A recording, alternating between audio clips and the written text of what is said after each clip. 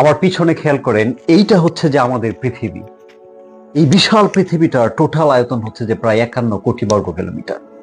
এবং এই যে আমি এখন ভিডিও বানাচ্ছি, আপনারা দেখছেন, এবং যা কিছু হচ্ছে, সকালবেলায় ঘুম থেকে উঠে আপনি কাজে যান, কেউ হয়তো ধান খেতে যাচ্ছে, কেউ অফিসে যাচ্ছে, যে যেখানেই যাচ্ছে, সবাই সব কিছু করছে এই পৃথিবীটার ভিতরে। এবং এই পৃথিবীটা এত বিশাল যে এটার ভিতরে প্রায় আপনার 200-র কাছাকাছি বিভিন্ন দেশ আছে, নানা ধরনের আয়তন, বিশাল ছোট সবকিছু মিলিয়ে। এইটার ভিতরে 7টা মহাদেশ, 5টা মহাসাগর, অসংখ্য বিশাল বিশাল মরুভূমি, জঙ্গল, নানা কিছু কিন্তু এইটার ভিতরে আছে। এবং সবচেয়ে যে আশ্চর্যের বিষয়টা আমার কাছে, সেটা হলো এই যে আমি আপনি বেঁচে আছি। বেঁচে থাকার জন্য আমাদের যে বায়ু দরকার, আমাদের যে সুন্দর রোদ আসে, কিংবা আমাদের যে আপনার পানি, সবুজ শ্যামল পরিবেশ, খাদ্যের উৎপাদন, সব কিছু দিয়ে একেবারে ভরপুর আমাদের এই পৃথিবীটা, যেটা এই যে সৌরজগৎটা আপনারা দেখছেন, এখানে কিন্তু আরো প্রায় 8টা গ্রহ আছে এরকম, কিন্তু আর কোথাও নাই। একমাত্র এই পৃথিবীটাতেই এই চমৎকার পরিবেশ, যেখানে মানুষ, যেখানে প্রাণী, যেখানে পাখি গান গায়, যেখানে ফুল ফুটে, যেখানে আকাশ নীল হয়ে ওঠে, যেখানে নানা ধরনের প্রাণের বৈচিত্র্য খেলা করে। এবং এই ইউনিক ব্যাপারটা আমাদের এই যে এত বিশাল সৌরজগৎ, এই যে সূর্যটাকে কেন্দ্র করে দেখেন, এই যে 8টা গ্রহ ঘুরছে বিশাল দূরত্বে দূরত্বে, ছোট বড় নানা সাইজের, কোনোটার ভিতরেই কিন্তু এই পরিবেশ নাই বেঁচে থাকার মতো, শুধুমাত্র আমাদের এই পৃথিবীটাতেই আছে।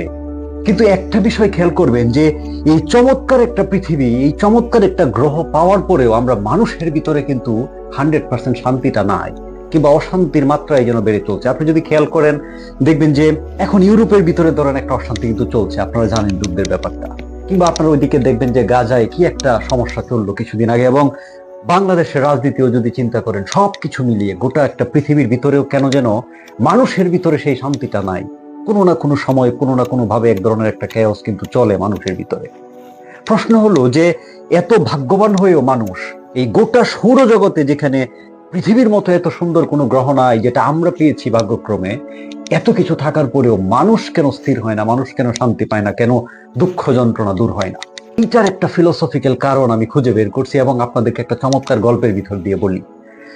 কিছুদিন আগে এই পৃথিবীরই কোনো একটা ছেলে, আমি তার নাম বলছি না, সে আমাকে ফোন দিল।